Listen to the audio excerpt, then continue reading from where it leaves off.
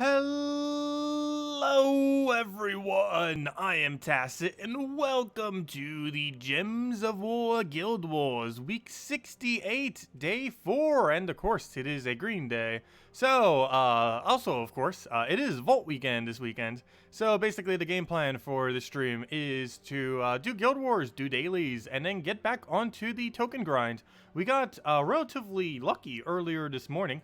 We got one Nisha last night, and this morning we ended up getting 3 whole Nishas. So we finally got ourselves 2 medals of Nisha. So we can now, of course, if we wanted to, in any given situation, now use a 20% mana start with 8 additional magic, which is obviously very, very, very strong to say the least. So yeah, we now have that as a option, which is pretty cool. And we're currently trying to work towards getting the final one. As I mentioned, we got 3 this morning, and what's it doing? Trying to load back? Why are you going through loading screen? Let's see. There we go. Oh, I accidentally clicked off it. That's why I was loading. Whoops. But we currently have 2 tokens of Nisha, which means 7 more tokens of Nisha, and we have ourselves 3 medals of Nisha. So, of course, that's the goal this weekend, is to ideally grind that out and leave with 3. So that's pretty much the game plan, and hopefully we'll be able to do so. Obviously not all today, because it's really, really luck-based, but we got 3 this morning, and hopefully we'll be able to cover the rest of the bases. Anyways, first things first, though, it is Green Guild War Day, of course, today. And as far as our team, I think we're going to be using what we always use, in which case we're going to be using the Doomed Glaive, Apothecary, Wild Queen, and Possessed King. This, unfortunately, is a team where I won't be able to use the extra magic for if I do want to go down this route. And we've been having pretty good success for this for the last Guild War or 2, so I think we're going to be using it again right now. So unfortunately, even though we just got 8 magic today, I believe we will not be using it. What we're going to need instead is probably HP buff. Actually, basically what we already were on, 20% mana start with 16 HP, just to give us enough tank ability to not die. And then we'll just go from there. Hopefully it'll work out and get out Guild Wars today. We've only lost 1 battle this week, though don't believe we're going to be holding Paragon because someone else in my guild will probably pass us with straight 5-0s. But see how it goes and go from there. Why is medals taking so long to outload? Like every other screen goes so quick. Yet medals are taking forever to get out of that menu. Okay, now it goes quick. Strange. If I change one again, is it going to take forever? Okay, that's weird. Why was it just taking so ever right there? Twice in a row. But anyways, let's get into Guild Wars. Guild Wars. Fights. And should be good to go. Don't think we need to revamp anything. It is indeed Green Guild War Day. We are currently in the lead, though we have done more battles, so that might be why we are in the lead. As far as actual rankings, we are missing 2 people. However, despite missing 2 people, we are currently outside of the range of moving downwards, so that's pretty good. Hopefully we'll stay there, because if we go any further down than that, we move down at minimum 1 bracket. So hopefully they're also missing people, or just going to score way less than us, so we can hope. But anyways, also, here's our defend teams, by the way. I haven't really been showing them much this week. For whatever reason, even though Immortal Berserkers, I believe, was in 2nd place. Okay, they're in 3rd place now. Even though they're in 3rd place in this bracket, this absolutely decimated them on Purple Guild War for whatever reason. We won 8 of the 19 battles, which is way above average for a defend team. Like, this is why I would probably say is the average, like getting 1 win every 10 or 2 wins every 10. That's like approximately what I would say the average is. This was slightly below average, and that was ever so slightly above average. But this was like absurdly above average. I guess they just don't expect this team. It's not a really commonly used defend team. I personally love it though, because it's a pure elemental team that's centered around Mirage Queen and specifically King Gobtruffle. I was basically trying to figure out a way to put King Gobtruffle into a defend team. Because of course you can't use double King Gobtruffle, which changes the normal team that you would normally use with him. But this is what I ended up making a couple months back, and gosh, it absolutely decimated this time. And we used it with Frost Mage for constant freeze, Truffle for the high damage and infinite loop. Mirage Queen is for the give everything 50% mana, as well as the Skull Spam. And Forest Troll, of course, is to tank with 33% reduction and Entangle on Skull, as well as having the doubling of the green, which just feeds right into Truffle. And also this is Elemental Bow, which some people don't have, but it creates a bunch of blue and green, and it's boosted based on Elemental, which is his entire team except for Hero, because unfortunately there is no way to give Hero Elemental. However, it does give 1 extra magic to all elementals per extra turn, so we get to stack more damage as well, which is pretty cool. But yeah, it's a pretty solid team. Not the best version of Truffle, but as far as what you can use for a Guild War defend, that's the best I'm aware of. And yeah, it did pretty decent.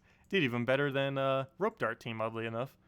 But anyways, let's go and get into this Guild Wars fight, and let's hope we don't lose. This has been doing pretty good. It can score upwards of 9,600. The only real big issue is we are extremely dependent on skulls. I'll see how it goes. Oh, and we're up against Freeze. Freeze isn't too bad as long as we can get Apothecary, though that probably means we need to focus blue a little bit more than green this battle. Just because it's really important that we get a cleanse to go get that off, and perfect, right there we have it. And it looks like this is already in the bag as long as this doesn't miss. The only problem is we're probably going to miss here, and I don't want to entangle my first slot, so I might just take this just for safety's sake, just so he doesn't entangle us there. Take this over, get all of our explosions rolling, take the other thing. I wish we could just kill him out before. Oh, we can. We do that, take the other one, and then we just go for that skull. And then from there, we can just kill him normally. Oh, do we have alignment? This converts brown. If I Apothecary, will I have alignment? I believe so. If I get rid of blue, no. If I get rid of purple or yellow, let's do yellow actually. If I do yellow, that is not alignment. Now is it alignment? Now it is. Okay, and now we just go for that. And then we go for this. And he should be destroyed and dead. Oh, there we go. Now dead. Yeah, that's that team in a nutshell. It's really, really crazy. Oh, and we got a pet from someone. We need to go do that after. That was one of the pets for the longest time I thought was upgraded, then wasn't upgraded. I'm not even sure if it is fully upgraded now. Because I keep thinking it was upgraded, and because I kept thinking it was upgraded, I never got it fully upgraded. I think it is now, but I'm saying that, and it's probably still like 1 or 2 short. But anyways, hello everyone. I didn't even say hellos. Hello William. Hello TK. Hello Isabel. Hello Drock. Welcome everyone again. Hello Reflection. Hello Vangor. Like half of you were here this morning. Thanks for stopping by again. Hello Jellybean. Hello James. Hello Captain. Welcome everyone.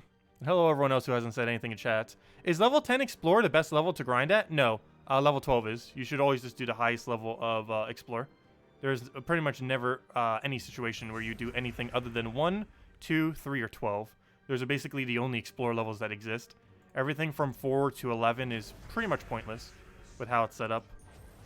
But 1, 2, 3, and 12 are the only particularly useful ones.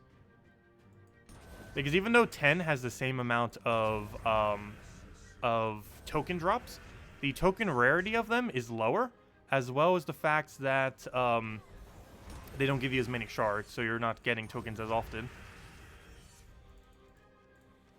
But no, you should always be doing 1, 2, 3, or 12. And 1, 2, 3 are obviously the farming ones, and 12 is the one that you do if you're specifically going out of your way to get tokens. Do we have alignment on that? No, we did not. We have a lot of damage on it, but it's not aligned. Tempted to still go for it, but we'll just go attack, steal him, I guess. Make sure we steal from him just so he doesn't do as much damage. Ideally, we have alignment, and we do. Its AoE will do very little damage. But actually, that did quite a bit of damage. I forgot. One of the reasons why that still did so much damage is even though we had 0 magic, a lot of the damage, not like a whole lot, but it still does a decent chunk of damage based on its boost. So it has a base damage of 3, but it also gains 1 additional damage per tempering level, which is basically whatever that number is right there. Whatever that number says is basically how much extra damage it's getting. So that means even with 0 magic, this weapon does 13 damage because it's doing 10 from tempering and 3 from the base 3 damage of the ability. Because that will, if we have a web on us, that will lower that to 0, which lowers that to 3. But then it's 3 plus 10 for 13, so still does an okay amount of damage. Obviously, 13 AoE is very small, but for being webbed, that's not too bad. A 13 AoE hit while webbed. Web still feels like a relatively underwhelming mechanic. Just because most abilities can completely, or not completely bypass, but like similar to that, they can bypass it to a good degree, even if you're webbed, which makes webbed rather useless in most situations. It can of course help occasionally, but it's rather underwhelming. We don't have a good alignment here, do we? Do we do it just for the sake of doing it? I think the answer is no. However, we do get an explosion chain. And we do get another skull for Cascade. You know what I'm actually going to go for? Because we get a skull right there. And that kills out almost his entire team. And then we can just do it again and he's already dead. Okay, that works. Also, why are the stats so low right now? Oh, we just got an epic ingot too. Nice. We need those. It seems like their stats are a bit lower than normal. Okay, I say that, now they're back to normal. But the first few people seemed like they were a bit lower. They're not even that low either. They're 2 above us. It seems like a lot of people in their guild might be a little bit under-leveled on the other end. Though I'm pretty sure the same thing is for my guild these days as well. I say that, some of my defend teams in my own guild might also be somewhat weak down there. Let's see. Because we already know that about 20 people per day is making it all the way. Which means only about 10 is actually losing to my guild. Since we're Paragon, so we'd actually know how many people make it all the way through.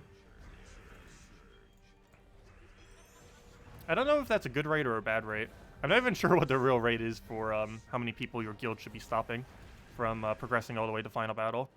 I feel like that's an okay amount, stopping 1/3 of people before they get to Paragon. I'm honestly not 100% sure though, if that's good, bad, or average. What do we take here? We'll go for another one of these. We don't have any other targets, so we'll just do that for the skull spam. Hopefully we have alignment here. Actually, we do if we do that. Oh no, the explosion ruined it. Oh, but luckily we have it in corner. And even though we're webbed, it makes almost no difference here. And one more hit will do it. Boom, dead. There we go. This is on track to do 9,600 plus. We are really close to like perfect score Guild Wars. Anything above 9,600 is basically perfect score. And if you somehow get like 9,700, that's like perfect.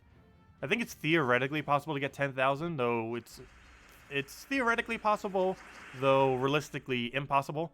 Just because I believe to get around 10,000 points, you would have to one turn like almost every single battle with like a cascade that just goes like crazy.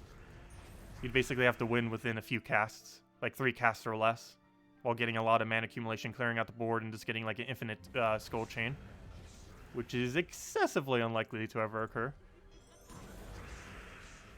Realistically, the max is 9,700. That's not actually the max, but as far as what is realistically possible, that's pretty much max. What do we grab here? Take that over there. Oh, that was a bit of a miss. Oh, in the final battle too. He's gonna lower our score here. No! Okay, we gotta make up for that. Do we have alignment? Yes, okay. A lot of damage just got wasted on him. Oh, he did not have a follow-up. That's bad. That's actually really bad. I should have converted first. I have no follow-up on this board. Luckily, Tina doesn't have any armor to boost ratio it's thing. Okay, we took way too much damage on that battle. It's gonna hurt our score some, but shouldn't be too bad. I'm gonna do it this way just because we gain slightly more mana off it. And there we go. Okay, I should still be on track for 9,600, even though that last battle we took way too much damage. Let's see, how much was it? Yep, 9,621. Probably closer to 9,650 if we didn't take so much damage on that battle. But yeah, it's really solid. It's like almost broken solid. I don't think we've lost a single time with it. And if we did, it was just due to pure bad luck. Like maybe Yagway Queen Titania like one-turning us or something. But or some kind of skull spam one-turning us. But yeah, it's almost consistently gotten me 9,500 plus every single time. With 9,600 being pretty common as well. It's been doing really, really nice. Highly advised if you have it all. Unfortunately, it uses 2 mythics. It's a rather expensive team, since it uses a Doom weapon and 2 mythics. The only cheap thing on it's Apothecary. You can still center teams around Apothecary, it just might not be as strong. Yeah, this is what we use. Actually, I'll go copy-paste it into chat if any of you actually have all the components. It's probably one of my favorite Guild War teams we've ever ended up using. I think it was suggested to us, too. We ended up using something somewhat like this, because I always used, for a while now, Wild Queen teams for Green Guild War, pretty much ever since she got buffed. Like, more than half the Guild War weeks we've just used Wild Queen. But I never really used the Apothecary version with it, which ended up helping it out quite a bit. I still don't really consider Apothecary to be excessively high tier. Like, I consider it to be, well, I do, but I don't consider it to be, like, S tier, but it's probably like a solid A tier. The only thing that's also pretty good about him is he is associated with a magic kingdom of Darkstone. So in that regard, that actually makes him quite a bit better, even if you're not using him, because he's required for +1 magic off of Darkstone. But anyways, yeah, it uses a lot of the same color, but that doesn't generally matter because you just win with the Apothecary into a bunch of Skull Loop, which is pretty nice. But anyways, that's that. Let's see. Hello, Chris Border. Hello, Medieval. Hello, Supplement. Welcome, welcome. After Guild Wars, can you show us how... Oh, sorry, I meant to paste this team to you guys. I said I would do it and then didn't. Hold up, 1 second. For any of you that might want to grab it, if you have all the components and don't currently use it. Oh, it's already in my copy-paste, but I didn't bother pasting it. 1 second. I almost tried pasting it on the other computer. I forgot I have to do it on this one. There you guys go. There it is. That is the exact team that we just used for Guild Wars, if any of you have the components for it. And even if you don't have Possessed King, I think you can still get away with it. But you definitely need Wild Queen. Wild Queen is required for that team. Otherwise, Apothecary doesn't have a Skull Spammer to feed into. And the Doom Weapon's also required because that's basically the loop. Possessed King helps it, but it's not required for it to work. But it's definitely helpful. But the main component of the team is the Doomed Glaive into Apothecary into Wild Queen. That's like the base of the team. The other one's basically just there for support to keep the team looping a bit better. And because all the Doom Skulls, it helps clear out the board with those explosions, since those 2 explosions can chain on all the Doom Skulls that are already on the board, which ends up working out really nice. He's really good for chaining Skull Spammers, Doom Skull Spammers in particular. But anyways, what was the thing that you said? After Guild Wars, can you show us how many red, brown arcanes you have? Sure. That's a really weird question, but I can go and show how many red, brown, red we have. Let's see, where is it? We have 1,598 arcane lights, by the way. I'm pretty sure some people have over 3,000, if not more. We currently have 949 brown red. Wait, why is that one so much higher? Wait. Why is our brown red so much higher than every other arcane? I'm confused. What gave us so much brown red recently? It's obvious why we have so many arcane lights. It's because of Warrens. But why is my brown red like double everything else? That is very strange. Oh! I know why. Never mind. I know exactly why. Duh. It's because I keep exploring in Urskea. Oh, yeah. I forgot. Wow, yeah, duh. Urskea spam. Yeah, that's a brown-red kingdom, isn't it? That would explain it. I forgot. We do get arcanes from doing that, of course. That actually gives us about 10 arcanes per hour from doing Urskea. So with that being said, that means we farmed Urskea for approximately anywhere from like 35 to 50 hours is how long we farmed Urskea for token farming.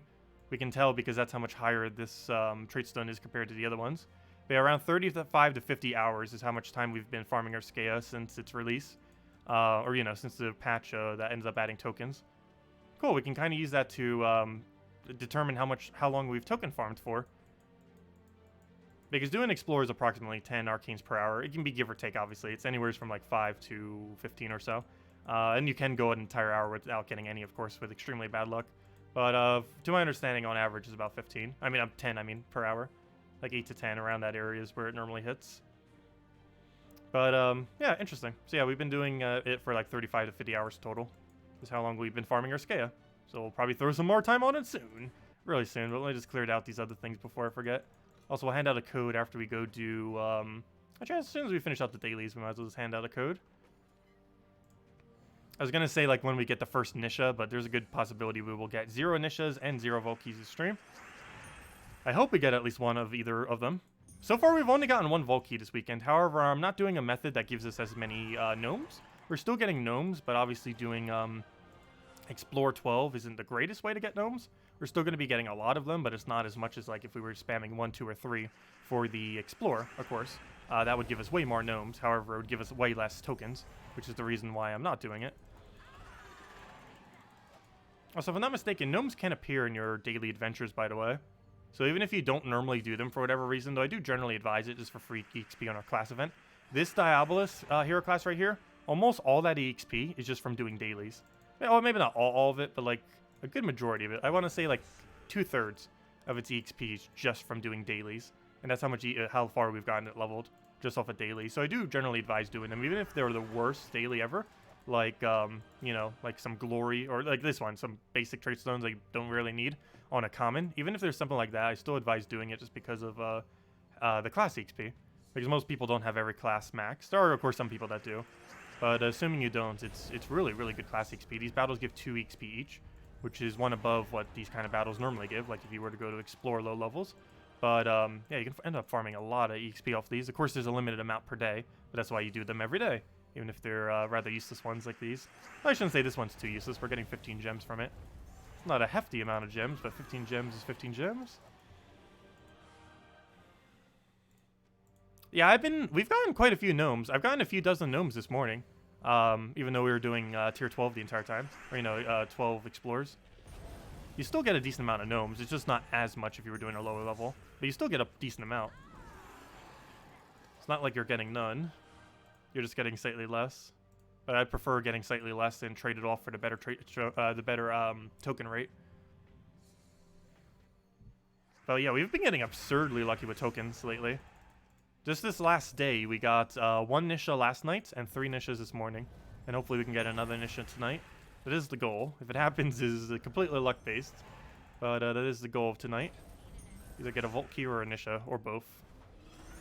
So I'd prefer the Nisha over the Vault Key at this point. Also, we're getting really close to 100 Vault Keys. That's indirectly another goal I have for this weekend. We are currently at 94 Vault Keys. We need 6 more in order to have 100. Obviously, if we have 94. But we're getting close. I've never had 3-digit Vault Keys before. And there's a good possibility we'll reach it this weekend.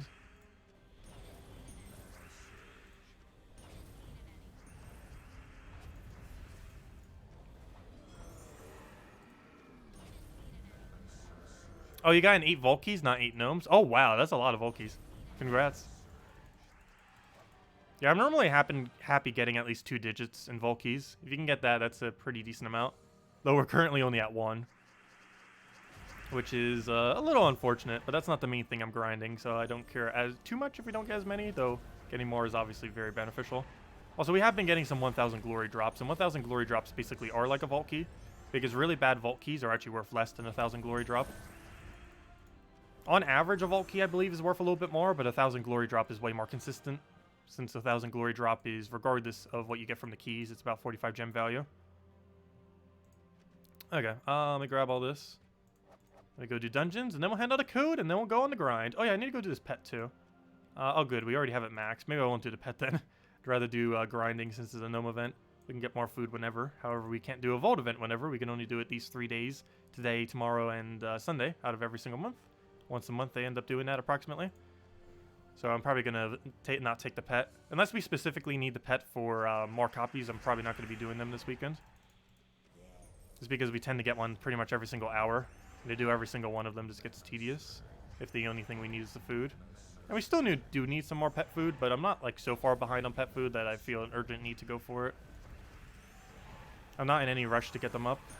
Because we have enough spare food to do anything that will be important for factions or for kingdom upgrades. So I'm not too concerned about it.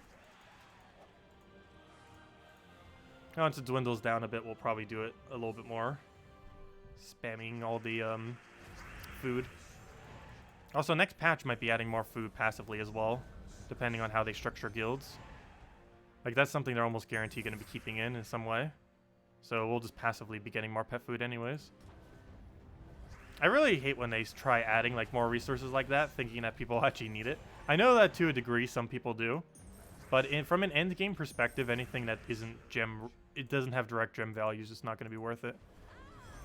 And things like pet food, ingots, trait stones, stuff like that all don't have any gem value.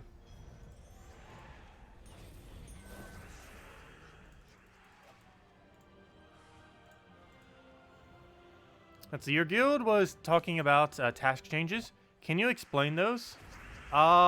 They're basically going to be revamping tasks and adding a bunch of new ones while also increasing the amount of gold that those newer ones will take. Exactly how it'll be structured, we don't currently know. They're still tweaking it during the beta. So no official word on like what's exactly going to happen ultimately with it. But they're basically planning on adding a lot of new things to tasks within guilds that are going to be rather expensive to do. For example, you'll be able to get tokens within it. You're going to be able to get things that can turn into deeds. You're going to be able to get ingots. You're going to be able to get pet food and like a few other things spread throughout it.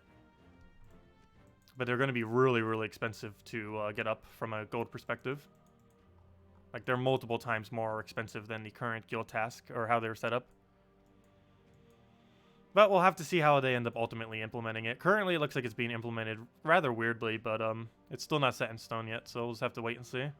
And I will be mentioning stuff to them probably this weekend on the beta. I still haven't gotten a chance to test it yet. Probably will be later tomorrow, that or on Sunday.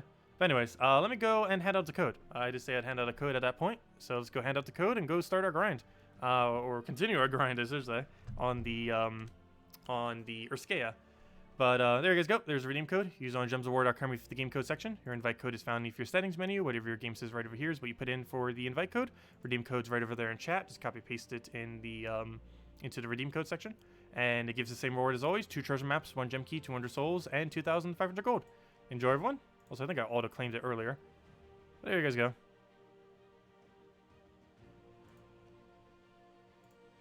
And that is not the team I want to use. 47 million gold. Is that confirmed as far as how it currently is? How much is that per person then? That's a lot. Is that for all of them or just for the new ones? Let's see. So 47 million divided by 30. So that comes out to an extra 1 point. Wait, is that all the total or just the new ones? Because that's 1.5 million gold each, which is what I mentioned earlier. But I believe that's total, isn't it? That's not the new ones included. Because if that's the new ones included, that's 1.5 million per person. However, if it's not the... okay, that is total. Okay. So yeah, that's 1.5 million per person then. Whereas the current requirement is about 500,000 per person, I believe, if you want to go get all tasks done at minimum. But starting next patch, it's going to be around 1.5 million. Is how it seems to be structured. The biggest issue with that is that's going to be taking away from a lot of legendary tasks. It's basically killing out a whole lot. I know, my guild does 1 million currently. And we have people that do 2 million. Like, I go into it right now. We should see, like, almost straight 1 millions with some people doing more. I think I only did 1 million this week just because we're still missing people. Also, if anyone's still interested in joining the guild, we are still down 2 people. So if you have a friend you want to bring, if you're could do 1 million plus gold per week, and if you have level 1,000 plus, we do have 2 spots available. Still trying to recruit for that. Oh yeah, I didn't claim my seals either. Let me go grab all those. But yeah, 1 million, 1 million, 1 million, 1 million. Gosh, Azala, thanks for the carry. Gosh, 5 million, same as you. Pentadot, 5 million. Million. Slacker, no, just kidding, it's fine. Almost a million. 500,000 million. 2 million, 2 million, million, 2 million. 500,000, 2 million. But you can see, yeah, we could easily do 1,500,000 each. But that's not the point. That we can easily do it. Also, given that so many people in my guild are doing more, I'm gonna go help. Let's go give 800,000. There you guys go. Get another one of those down. See what we get from it. Anything good? Okay, a decent amount. 8 gem keys, 4 glory keys, and event key. That's not too bad. Actually, 8 gem keys one of the slightly better ones for that one drop table, other than getting a mythic. But there we go. Because 8 gem keys is worth what's the math on that? 8 gem keys is worth 72 gems, which isn't too bad. But there we go. Anyways, next order of business. Let's go and farm our Skea. We already got our thing set correctly, so let's go switch to our proper team and go from there.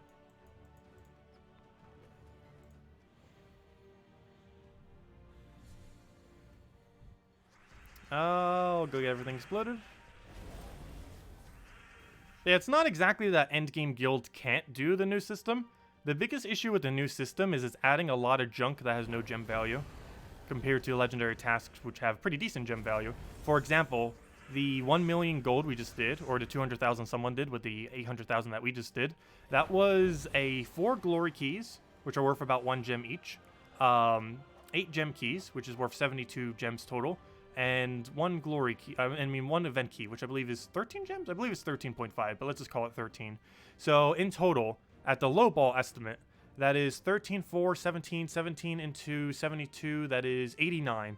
So from donating 1 million gold to our guild, we just got 89 gem value worth of stuff from that specific task. But a lot of the tasks that are going to be coming in next patch, that will be taking up a good portion of that gold amount that we currently just do by default, is going to cost us, it's going to cost us basically, because we're getting stuff that doesn't have direct gem value. Whereas we just got 89 gem value from that, we'd be getting 0 gem value from most of the new things that we're putting in. And while some of them are useful, like being able to get more deeds and stuff like that, they're ultimately giving 0 gem value. Because deeds are 0 gem value, pet food is 0 gems value. What other things were they adding in it? Ingots are 0 gem value. Almost all of it that they're adding is 0 gem value. Actually, let me go bring it up. Do I still have the image? I believe I still have the image here. Here's everything that they're going to be adding, like conceptually wise. Where's the image? Let me go find it. Why is this so weird? 1 second. Screen slightly off on the bottom. Why is it so condensed? Let me go scroll this up. How do I move it? I do that. There we go. Okay. What am I looking for? I'm looking for image. Is this the right one? Yeah. So basically what I'm talking about is these. These were like some of the newer ones that they were going to be doing. And 4 of these, or 5 of these. No, all of them. What's the brown ultimately going to be other than gold keys? 1 second. Where is the forum post on this? 1 second. Actually, let me just do it on the other computer. Gems of War forum. 1 moment. Gems of War. I don't have a link going directly to it on offhand. So let me go to the forum real quick. Let's see, gemsofwar.com, forum section. Should be one of the first few posts. I'm pretty sure it's still being discussed like crazy on the forum. Where to go? Yep, there it is. It's like the 3rd one up. And what did they say the brown one would be? Wait, it says ingots. That one's not ingots, though. Colored pet food, tokens, treasure troops. Oh, yeah, treasure troops was the other one. Oh, wait, no, that's there, too. Ret chaos shards. Yeah, brown, it says ingots. Wait, why is there 2 brown tasks? Oh, never mind. That one brown task is a normal brown task. Never mind. It wasn't one of the epic tasks. But yeah, I didn't even realize that. All 6 epic tasks have 0 gem value. Ouch. I thought it was like 5 or 4 of them. That is bad. Because the ones all the way to the right are the ones that have... Okay, that's a little bit worse than I thought. Oh, well then. That's kind of bad. I see. Interesting. I didn't even realize that till just now. But yeah, the epic task is none because ingots have no gem value. Pet food has no gem value. Tokens, while they're pretty useful and we'll be able to get some guarantee niches, do technically have no gem value. Treasure has no gem value. Epic blue shards or the epic chaos shards for Underworld has no gem value. And while the green one will also be pretty useful as those can be used to get deeds, those ultimately have no actual gem value. So all 6 of the new tasks that are going to cost so much extra gold have no gem value associated to them whatsoever, meaning that they will not help you get legends or mythics, with the most concerning one being that they don't help you get mythics, because that's going to be a lot of extra gold per month or per week. That's not going to be helping you towards being able to tame new mythics. And while that wouldn't really impact me because I have like enough resources to get like every single mythic for the next like 2 years, obviously for the economy of the game, that's going to be pretty game changing and definitely not necessarily a good thing. But they're still going to be tweaking it and stuff, but we'll have to see ultimately what they end up doing. They could easily offset it by like off of like maybe the 6th or 10th task, having something like maybe gem keys or event keys or even some gems or, you know, something with actual gem value. They can't just completely wipe gem value from those things. Otherwise, they're just going to be so ridiculously pointless to ever do. It'd just be a complete gold sink and nothing else. It just wouldn't help in any way other than gold sinking for the sake of gold sinking.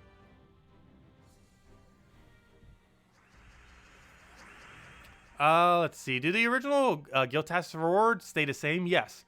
If you're a guild that generally doesn't really reach legendary tasks, or you don't reach too deep into legendary tasks, let's say, for example, you're a guild that just ever so barely gets all tasks done per week, this patch basically will have no effect on you. What you should do if you're a guild that ever so barely gets all of the tasks done per week, or, you know, you basically get them done, but you only do, like, maybe a few legendary tasks per week, if that describes your guild, the way that you should do it is just do the normal tasks that you always do, 12 for each category for the normal tasks. And then if you have excess gold, just save that gold and use them either for factions or use them on gold key. Because there'd be no point in you doing epic tasks if you're just at that threshold. Hello, Gustavo! Welcome.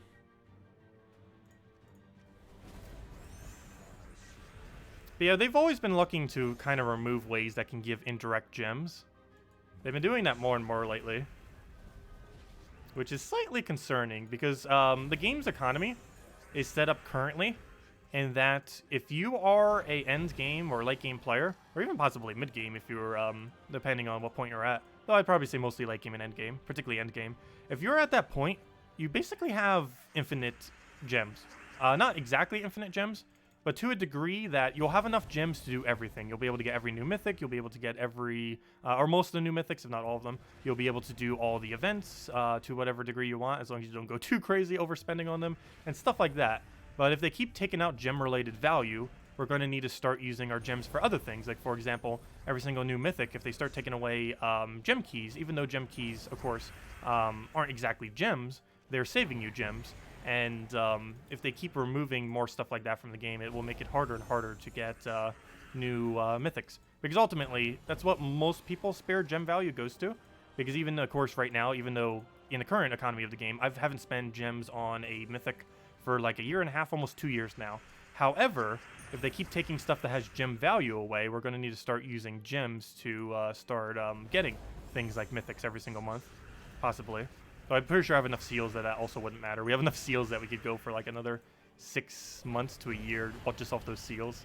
But still, that's not the point.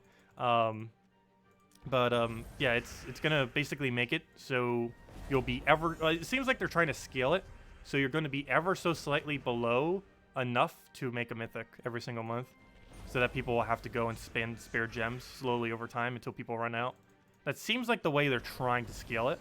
Which I guess for the economy of the game somewhat makes sense, but this game has always been structured in a way in late game where you can pretty much just survive 100% free to play once you reach end game without much of a concern. And it almost looks like they're trying to tweak the game in a way that makes it so that's not the case, but we'll have to see in time. Right now it's still very, very easy to be 100% free to play in late game. And most people who have been playing for a while can probably still stay that way too. The biggest concern is what kind of effect that will have on newer players, since of course they keep adding more and more content, and if they keep nerfing some things and making it harder to get resources, that's mostly going to affect newer players more so than late game. Even though it's the biggest issue too, they're trying to scale this around late game players.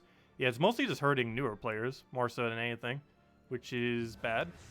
Because late game players, they could nerf the guild tasks like to almost nothing, and there's some late game players like myself that they could survive for like years just off the resources we currently have. Even if we weren't accumulating any new resources. Still being able to get all the new mythics, all the new everything. Seals will take a dip in mythic chances for a bit because of the 6 additional guardian troops.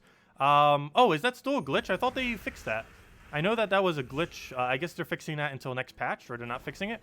Wait, is that still a thing? If that's a thing, don't anyone spend guild seals. For the next mythic this next month, if they haven't done a patch yet, do not use your seal keys if that's the case. I should probably make a really big announcement for that video. Is that really still the case? I thought they patched that out, or did a little mini patch to fix it. Because the most recent mini patch ended up creating a glitch, which I thought they already fixed, but apparently not, if that's still the case. That ended up making it so seal keys drop guardian troops even if you already have all the guardians, which basically nerfs the effect of guild keys by half. Wait, there's new guardians? Oh, that's not too big a deal. Wait, they're finally adding new guardians next patch? I didn't even see that. Was that only in the beta, or is that public knowledge now? Because again, I didn't play the beta yet. Has that actually been mentioned publicly? Wait, is that now, or they didn't add it in the most recent patch? You're talking about next patch, right? That's not too big a deal. That's only going to be a nerf to them for a short duration of time. They already announced that ages ago, too. Do you ever wonder why I keep saving all my seals? It's because, like, 2 years ago, they said in a couple months, 2 years ago, they said in a couple months, that they would end up adding more drop tables. They would change the drop table of the guild keys, and then they never did. But, yeah, that's not too big of a thing. They told us literally 2 years ago that they would do it. This has been public knowledge for a very long time. They just never got around to it. But, yeah, I don't mind that. I've even been holding seals for that exact reason. I haven't been mentioning it much lately because obviously that was 2 years ago when they ended up mentioning it the first time. But, yeah, they're finally getting around to it. If you've ever wondered why I keep saving my seals and always use my gem keys first, that's the main reason why. They said they would eventually change the guild drop table as far as what 6 guardian things appear there, or 6 troops appear there. And apparently they're finally doing that next patch, or very soon. That's like 2 years later than they said they would do it, but they still got around to it.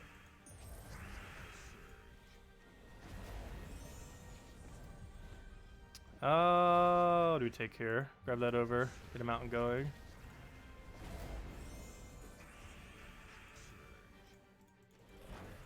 But that doesn't affect you forever. That just affects you initially.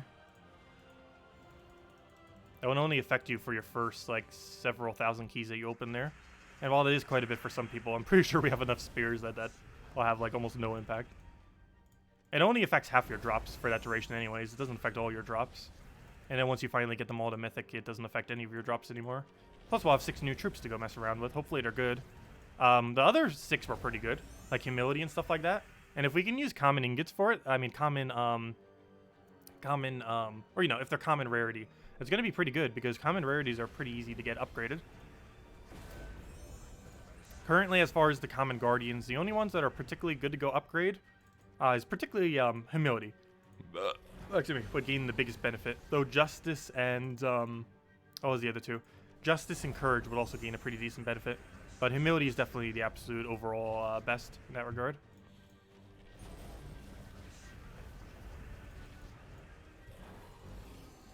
It was actually, I believe, the first thing I ever bothered upgrading with our tokens. Just because I wanted to see what it'd be like with him having slightly higher durability. It didn't make too big of a difference, but it was definitely a decent buff for him. Because all the Guardian troops gain a bunch of armor and HP from being upgraded. And of all of them, humility gains the biggest benefit from that, since it triggers something whenever it gets hit on HP. And having higher HP on him is pretty useful.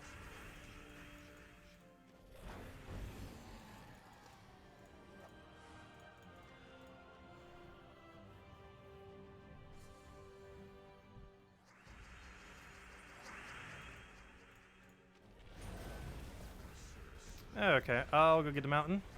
Oh, so hello, Bushka. Welcome, welcome, welcome. If anyone has any questions or anything you want me to go over, just let me know. Because obviously the main majority of the stream is just going to be hopefully finding Anisha. We found 3 this morning. Still need 7 more until we have 3 medals of Anisha. Not sure if we'll get them all this weekend, but it is ideally the goal. So I'm not sure we're going to be able to make it, but we'll see how close we get. I made pretty good progress so far.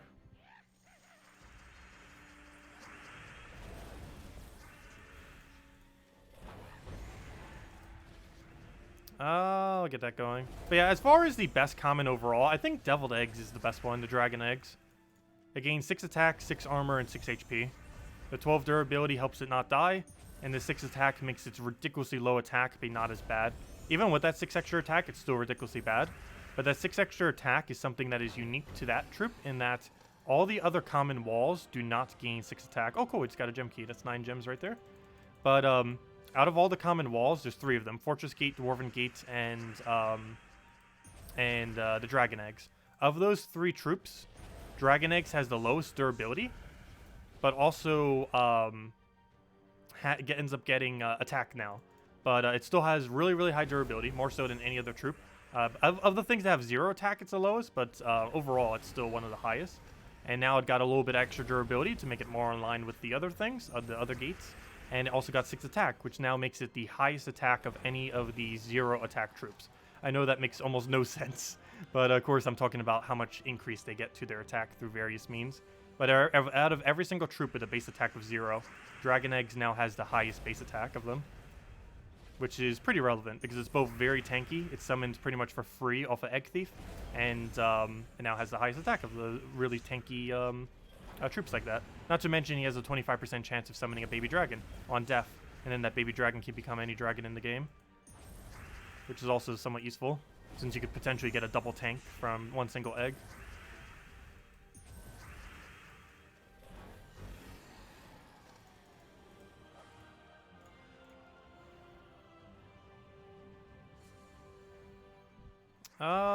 Wait, are they already on Terran's world, what they do? Oh, we might need to go over that soon then. I'm curious what they actually do. Are they common rarity, or are they a higher rarity? I feel like they're going to make it a higher rarity, so it's not as easy to medal them or trait them. I feel like they would make them like legendary, kind of like what they did with the primals. The primals existed way before that, though. But there's 6 rare legendary primals in the game. And I feel like they would do the same with the new Guardian troops, make them like legendary rarity. Still keep them one color, but just do that so they're more expensive.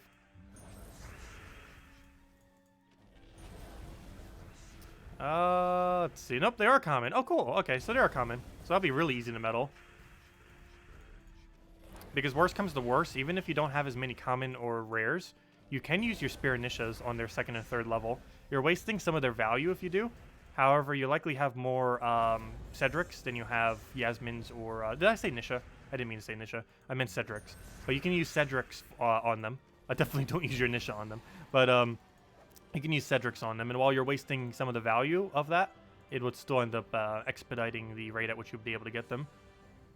So basically for the 1st level, maybe throw like one guard token on them. And then for the other two, you throw like a Yasmin or a Cedric, and you get them upgraded that way. It'd still be better doing it not that way. The absolute best value that you could do off of it is you throw 1 guard, then 2 guards, then 1 Yasmin. If you want to get the best absolute value, that would work that way. However, Yasmins and guards are less common than Cedric, oddly enough. So you could theoretically just use Cedric on the last 2, and then just put 1 guard into it, then 1 Cedric, then 1 Cedric. And with 2 Cedrics and 1 guard metal, you'd be able to max any common. And then you could do that to all 6 Guardians if they're decent. Meaning that as long as you have 12, Yasmin slash Cedrics and 6 guards, you'd be able to max. Oh, nice, an Anu. You'd be able to max all of the 6 new Guardian troops that end up coming into the game. Because, for example, if we just get a random common here, where's a common? Let's say this Arctic Wolf was 1. All we'd have to do is throw. You can see our guard number is pretty low. We only have 5 spears. However, between our medal of Yasmins and medals of Cedrics, we have 7, 14, 21. We have 21 spears of these, but we only have 5 spears of these. So what we can end up doing is doing 1 guard, then 1 Yasmin, then 1 Cedric, and then do the same thing. 1, 1, 1. Or you could do 1, 1, and then 1, and do it like that for each of the upgrade. Because this counts as 3 guards, and this would also count as 3 guards, of course. So you just do this one for the first one, then 1 of these 2 for the other one, and then 1 of these 2 again for the other one. So the first level is just a guard, and then because guards are a lot less common than these, you then just do 1 of these 2 for the other one, and then do again 1 of these 2 for the other one. And that'd be the first level, second level, third level, meaning that you can get any common upgraded using only 1 medal of guard, and then just using 2 of these, either or. Doesn't matter which one you use. Obviously, you'll have more medals of Cedric. So you could easily get all 3, as long as you have 6 spare of these, which I guess I'll save them for next patch then, because currently we only have 5 spears. But if you have 6 spears of Medal of Guard, as long as you have some spare medals, Cedrics, and Yasmins, which you should because they're more common if you're doing 12 spam, then you'll have enough to go and upgrade the 6 new Guardian troops that are being introduced next patch. So you might want to start saving on medals of Guard and stop using them on commons. Actually, I should probably stop then, because that's basically the exact method I'm probably going to be doing. We are going to be wasting some of our value of Medal of Cedrics, but I guess we could just use our Yasmins for it, because I believe we have enough spare Yasmins. Yeah, we already have enough spare Yasmins. Oh, no, we don't. No, we don't. Never mind. We would have to have 12 spare Yasmins, and currently we only have 7. So yeah, we will have to throw some Cedrics in there. So we will waste some value by using those Cedrics and the Yasmins for only using on 2. But because normally you want to do 1, then 2, and then 1 of the other one is how you normally do it. However, since these are so uncommon, even though they're literally common, we might have to do it by slightly other means, because Cedrics are just handed to you like candy in grinding them out. But that's basically the way that you would go about upgrading those, if you wanted to get them upgraded, if they're even relevant to upgrade. They all do deal double skull damage versus color, reduce damage from skulls by 50%. Give, oh wow, they're really relevant then. Give 6 to all skills for the troop type. Oh wow. Never mind. Definitely upgrade them. Go save for them right now. That actually isn't that bad at all. 50% score reduction with a trait that gives a bunch of extra skills to allies, while also having anti-color. That's not like extremely meta, but it's definitely not bad for how easy they are going to be to obtain. And to be able to, and also how easy they're going to be to medal as well.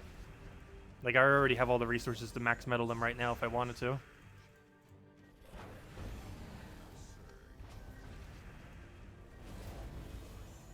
Yeah, they seem like they're going to be decent then. Not game-changingly decent, but usable. There'd be very situational options, but you'd still want to have them. Yeah, Stone Skin alone is pretty decent. Anything that ever gets Stone Skin has potential. Because you normally want to have some amount of tanking capability against skulls. Skull spam has pretty much always been meta in this game.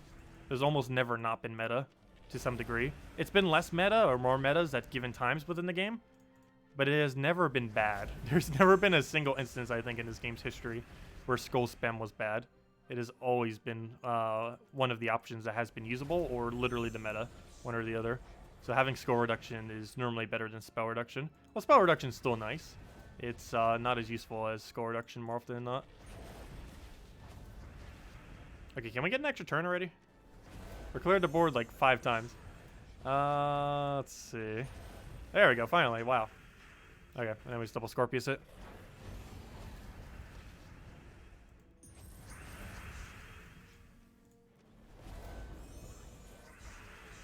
Okay, take that down. Get her double kill.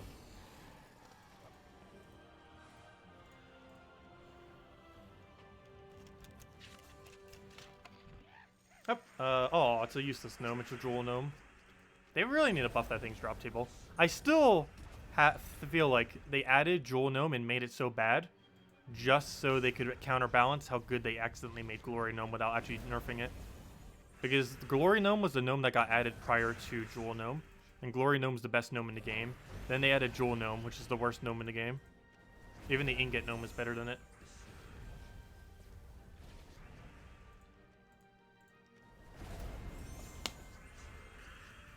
Hopefully it'll drop as a vault key, because that's the only drop that it has that's relevant. Other than diamonds, but I don't need more diamonds personally. Yep, 200 shards. 200 shards is basically the equivalent of 2 diamonds.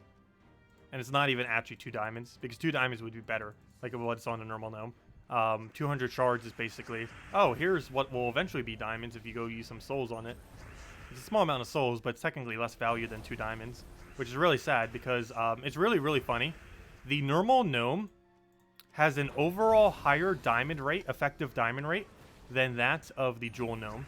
And the main reason for that is the jewel gnome only has, I believe, 3 diamond-related drops. Those 200 shards that we just saw, 20 diamonds, I believe it has an extremely rare 50 diamond drop, if I'm not mistaken, or something like that. However, the average amount of diamonds that you get if you were to kill like X amount of jewel gnomes is less than if you were to kill an X amount of normal gnomes. So we kind of thought like 2 and 5 diamonds were low amount of diamonds on the normal gnome, but he effectively gives more diamonds overall than that of a jewel gnome. Like if you killed 100 of each, you would get more diamonds from killing 100 normal gnomes than you would from 100 jewel gnomes, which is just so underwhelming because that's the jewel gnome was supposed to be like the best way to get jewels, or you know, as far as gnomes are concerned. Yet the normal gnome outbeats it in diamonds, which is the most relevant thing that you'd probably want, or at least most people would want. I don't need more diamonds, but obviously that's probably the most sought after drop that it does have. That isn't the color shards things, because those things obviously people don't need. I don't need any of its drops though. We have enough diamonds to craft like 13 or 14 mythics.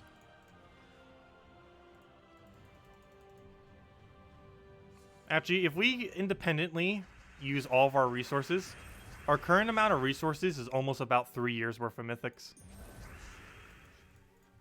That is how much excess resources we have right now. That if we got 0 resources from now till 3 years from now, we'd still be able to get every mythic in the game in the current state of the game. Even if none of our resources ever increased. That is how much resources we have hoarded between various things.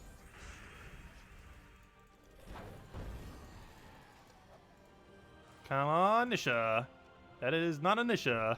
Look at that. We can't even... Look at this. We get more Cedrics, which is ultra rare, than we get guards, which is common. I still find that really hilarious. That ultra rare is more common than common. As well as more common than rare. They don't understand what rarities mean at all. Because epic rarity is the highest rarity for trait stones, essentially, in practice. They're the highest they're highest for ingots as well, even though they go up to mythic. They're the highest for, or ultra rares are the highest for tokens, despite the fact that commons and rares are there and less common, which is really strange. I don't know, they just don't know what rarities mean, I guess. Because normally, the common should be the most common. And then whatever the highest rarity is, should be the least common. But for whatever reason, in every single instance, or almost every single instance, the one that's actually the rarest is the one that's like kind of a little bit above the middle, or right in the middle. And the common is not actually common. Actually, in the other cases, like trait stones and ingots, they actually are common. But, I don't know, for whatever reason for tokens, they are not common. It's really strange. Very, very strange, the way to have it set up. Because it doesn't make any sense from a rarity standpoint. I've never seen any game where the two lowest rarities are not actually the two lowest rarities for something.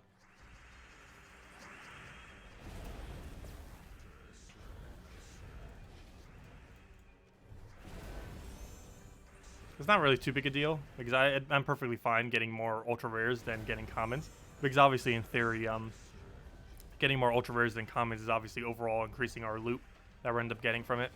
But I don't know, it's still kind of weird. Excuse me.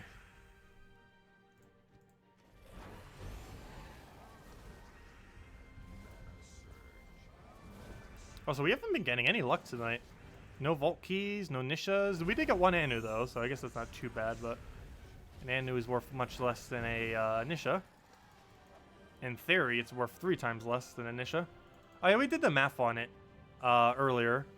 The value of a guard token is like 5,000 less than a nisha in theory.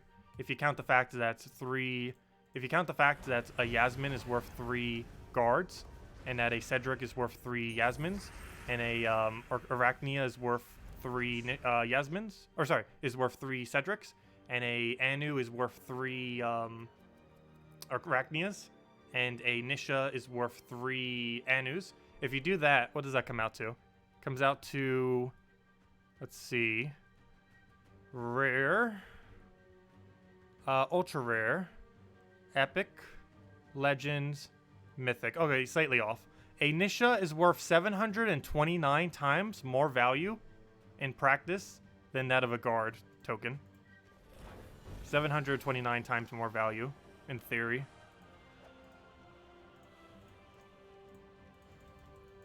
Which is going to be annoying when we start upgrading mythics, because let's just do it to a guard.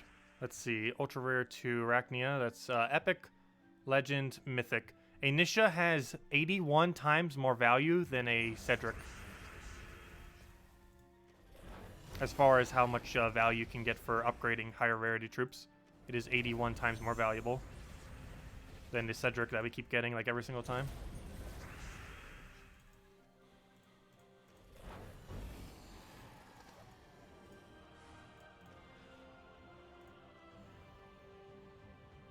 Difficulty level determines the rarity of the tokens. I know, I just posted the previous stream. We did a whole list of them. Or did we even do that earlier to stream? But, no, that was last stream. But yeah, the whole drop table's on the forum. I even mentioned it on my community page on YouTube here. Also, I feel like I should be using that community page more often. But yeah, on the ultra rare ones, there's a really, really high chance that you get a Cedric every time. It's the most common trait stone when you're doing tier 12s.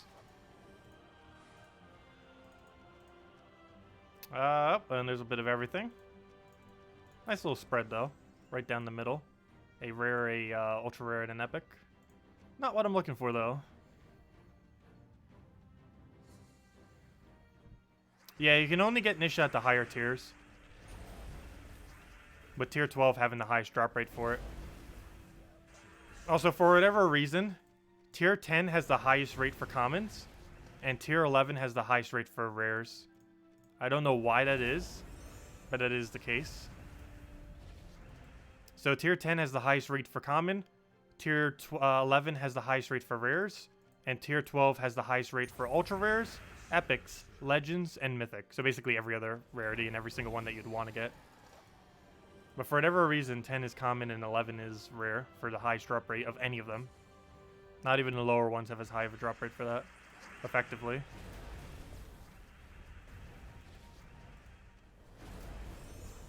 Because you have to consider the amount of drops that you're actually getting too, by the fact that it drops 2 to 3. But its effective drop rate, due to it dropping 2 to 3, is higher than that of the lower rarity ones, which is kind of funny.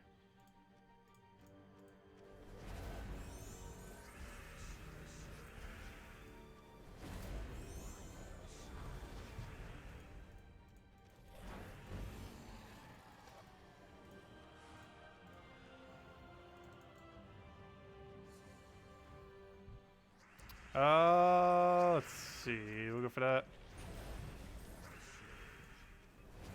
And 2 more of those, if it'll let me. End your turn already. Stop cascading so much. Or I should say, end our turn, because if it's cascading, that's us doing it, not him. Unless he's just getting a really lucky loop there. Off of something taken from the top.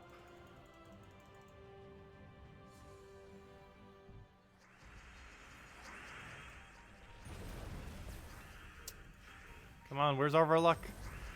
I haven't gotten anything particularly good other than Anu this stream. And Guild Wars being absolutely crushed, but that doesn't actually give us much for resources. It was fun, but it doesn't actually give us much resources. Because currently the bracket system is pretty underwhelming. I need to double check in the beta if that's something actually that they're buffing. Because if it's a guild update, they might be buffing the brackets so that people other than bracket 1 will get decent loot.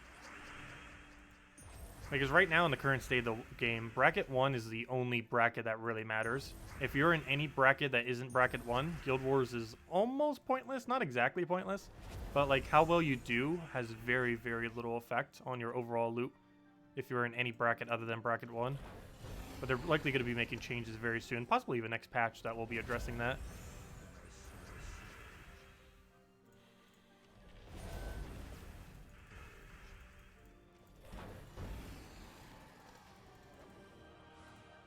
And another arcane. We're gonna have 1,000 arcane brown red soon. Mountain trade stones. Not like we need that many mountain trade stones, but we'll definitely have plenty soon.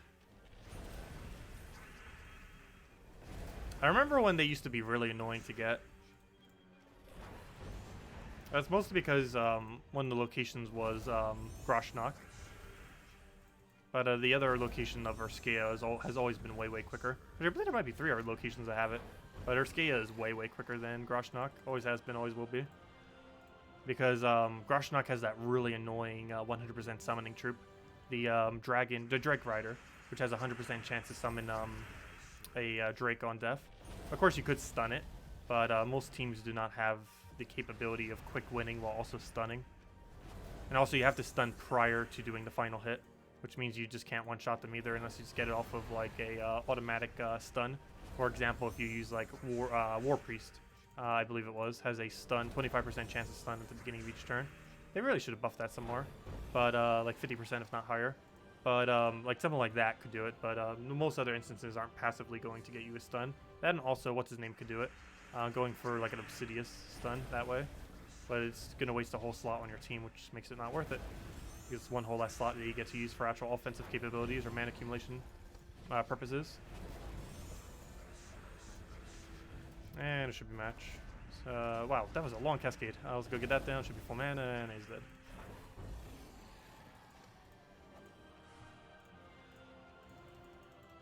Okay, what loot do we have? Anything good? Anything good? Let's get another explosion. No extra turn yet. Let's we grab. We'll get a brown for now there. Get a mountain clearing out everything. What do we want? We'll go explode. Explodey, explodey. Do a double. And another double.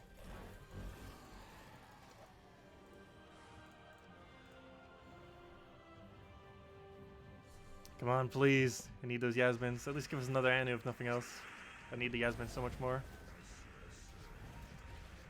Oh no, why am I doing? I didn't get the extra turn yet. Hey, when I do that. I've been pretty good about not doing that as often, but I've still been doing it occasionally. Trying to cast when he's already has doesn't have poison yet.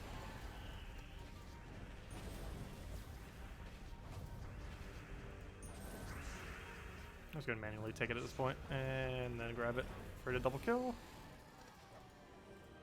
Also, we almost reached our 1,500 level goal. I don't think we're gonna reach it this weekend, but I think by next weekend or very, very soon, hopefully by maybe the end of this month. My goal, of course, what I ended up saying a while back, was by the end of this year, I wanted to reach level 1,500. And yeah, we're almost there. Obviously, next month would be end of the year, or you know, end of next month. But yeah, we're getting close. 1,492. That was like an arbitrary goal, but it looks like we'll get it ahead of time. I think I set that goal back in like April or something, and we're almost there now.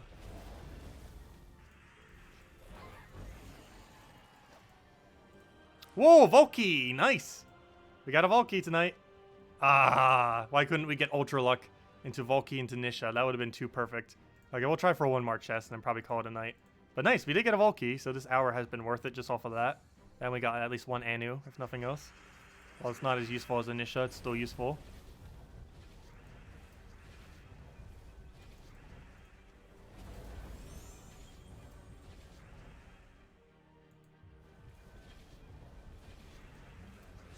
So when does the Gnome event start? That been Saturday here, 2 hours and 12 plus 12, not a single Gnome. It starts at Friday reset at 2 a.m. Eastern Standard Time.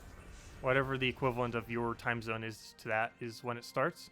It started, what, like 18 hours ago or so? And it lasts for another 2 days and 6-7 hours or so. But it lasts until Monday reset at 2 a.m. Eastern Standard Time on Monday. But, so basically another 2 days and a few hours. But, yeah, it's been going on. The best way to try to find them, if you feel like you're not finding too many, is if you haven't done the quest lines, go finish out all the quest lines for every single kingdom in the game, as those will probably be more towards your level if you're still towards the newer side.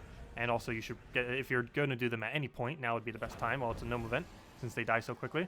And other than that, if you want to go and farm as quickly as possible, you'd want to do difficulty 1, 2, or 3 Explore with a team that can instantly kill. So something like a Leprechaun into a Rowan or something like that, where you can instantly get all your mana. So you can do something like Mountain Crusher, Sunbird, Rowan, Leprechaun, and just run that team, throw your Leprechaun immediately, get your damage sources up, throw 1 or 2 damage sources, wipe out the entire team, rinse and repeat, and you'll get a bunch of Gnomes while doing that. You also get a bunch of class XP for whatever class you want to level at a given point. I was doing that a lot on my Switch version, not specifically in Explorer, but back when we were grinding on it, I did that a lot in early game, because early game does have accessibility to doing that. So for example, the current system for that in the current system of the game is you go to Explore 1, you go get a Rowan from completing out the Forest of Thorns questline, and then you go to Explore and just keep spamming it over and over again. And ideally you'll have Sunbird and Leprechaun, but you want to have some kind of mana start. If you don't have absolutely anything, Firebomb would probably be your best bet because it's the cheapest empowered mana accumulator that you can do. However, I do advise using Leprechaun for it, as he will be better unless you're using a Sunbird version. But you might not have Sunbird early on in the game. But you would definitely have Rowan early on in the game, despite the fact she's higher rarity. The reason she's more common is because you get her for free from completing out a quest line, despite her technically being higher rarity.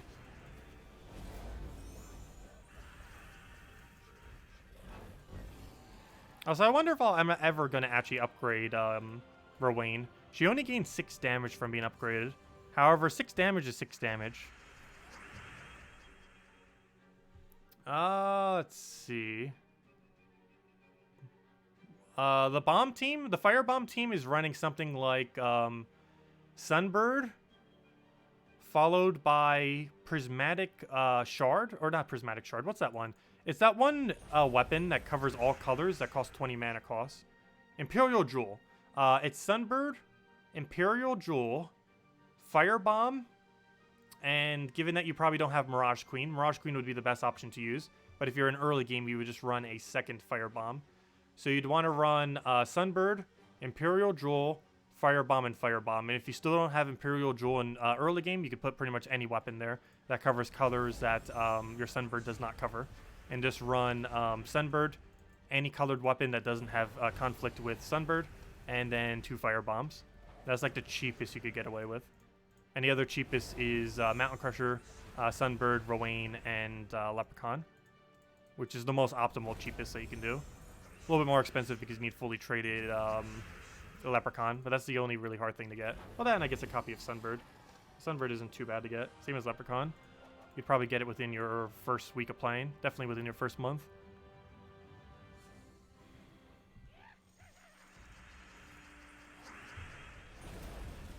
What do we grab here? Get a hit there. Get a mountain.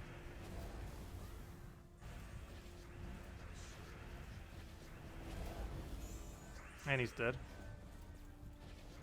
Down it goes. Okay, what do we get? Anything good? Anything good? Oh wait, never mind. Oops, I thought that was the chest drop. Whoops. Mistakes were made. That's not the chest drop. After this is the chest drop. What do we need? What do we need? Let's grab a brown right over there. Get a mountain going. Get all those splodies. No extra turns yet. I feel like we got one, but now we do. Go take that. Let him take the extra turns because it shouldn't matter too much. We'll get our explosion and be good to go.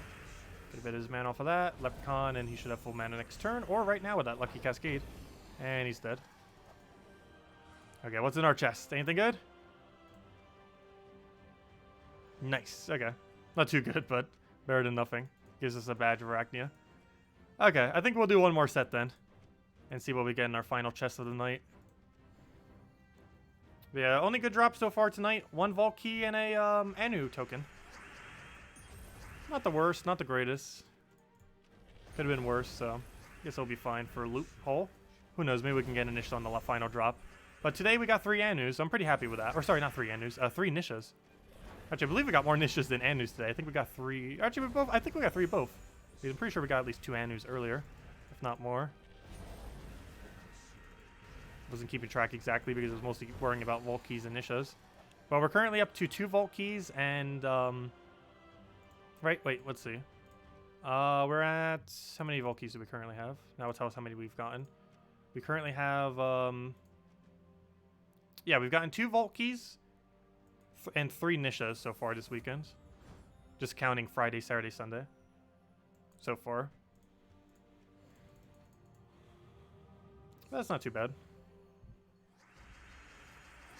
Goal is ideally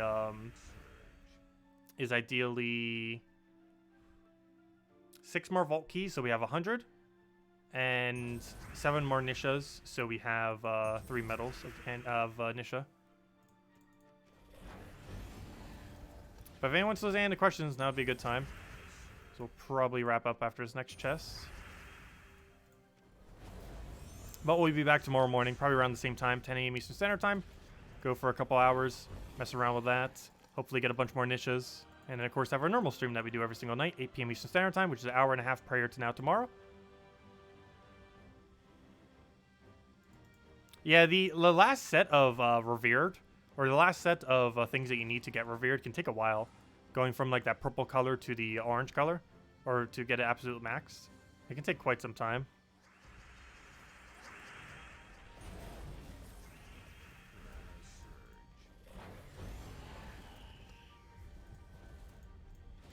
Okay, can we get a Nisha? You can definitely get quick kills, that's for sure. Gosh, that was like a 20-second battle. Love when they go that quick. Wish they would all go that quick. You can get like a 15-second battle, not counting loading screens, with how quickly this team can go if it gets perfect board. So it very rarely gets absolute perfect board. Perfect board is you immediately take like a 5 times brown into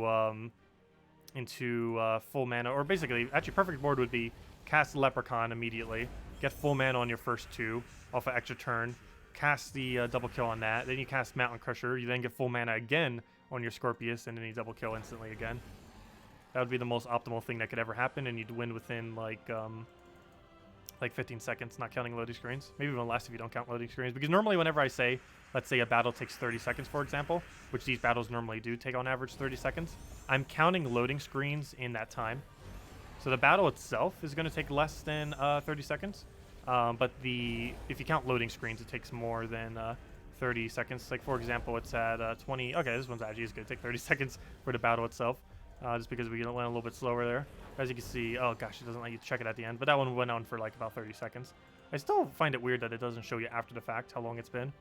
But if you count loading screens, they do average about 30 seconds or so, because most of them go a little bit quicker than that on average. Well, you can get those really occasional very slow ones, but that's not too common to get like an ultra slow one. Okay, and as long as we get lucky enough, we should be able to just do that, get full mana, and be good to go. Oh, unfortunately, did not get full mana. I think it was good to take yellow to that, and then get our Scorpius, and that took, okay, that did take about 30 seconds. I guess it is 30 second in battle, so it's almost like a 40-second cycle per thing. Still really quick, though. And there we go. 2 tokens of Cedric, and a token of Yasmin. Unfortunately, no good loot at the end there, but at least we got a couple more badges there. But anyways, guys, I'm going to be heading off for now. Can you have some honor? Sure, I can go give you some honor. How about everyone in Global go say hi? Go say hi in Global. Say hello, Tacet or something, and I'll go give you guys a thing. Also, I'll say hello to everyone, and anyone who normally does it here too, I'll go do it. I believe I'm in Global 1 of PC Mobile. Yes, I am. Hello, everyone. Okay, first 5 we'll go and give honor to. Might as well. Let's see. High five to all rounds. Let's see. Hey! Oh, she's already maxed, though. She doesn't need it. She's always around. Let's see. Any other people gonna claim your free honors? We got 2 more. Let's see. Anyone else? Anyone else? We have 2 more honors to give. Anyone else on PC Mobile? Anyone, anyone. Last call. Then I'm just gonna give it to 2 random people at this point. But anyways, guys, I'm gonna be heading out for now. If you guys have any other questions, feel free to leave it on any videos. We'll be back, as I mentioned, tomorrow morning around 10 a.m. Eastern Standard Time, which is about 13 hours from now if you're watching right now. Other than that, we'll be streaming tomorrow night, as always, 8 p.m. Eastern Standard Time, hour and a half prior to now tomorrow. And also, Robert, I don't think there's any way I could directly give you the honor. I don't think. You'd have to, like, specifically say something in the global. Because I don't think you can put a code in order to go to someone's thing. You have to, like, click on their profile to get to it, I believe. Yeah, we'll just save it for tomorrow, I guess. But anyways, guys, I'll catch you all later. Hope you all have a wonderful rest of your weekend. Best of luck with the Vault event. Don't forget, if you do want to grind out the Vault event, explore quest lines if you haven't already done them, challenges at the lower levels, and casual PvP, constantly repicking it, are your best options for doing so. You can also get a decent amount done in Arena if you want to do so. I'm mostly going to be doing mine in Explore, and probably the main place I would advise doing it, as well as the quest lines if you haven't already done them. But anyways, guys, thank you so much for stopping by. Have a good night, have a good weekend, and best of luck with the Gnome grind if you're still going to be going for it. Or I should say also the token grind if you're doing both of them simultaneously off of tier 12s like we've been doing. But anyways, guys, I'll catch you later, and thanks for stopping by. Goodbye.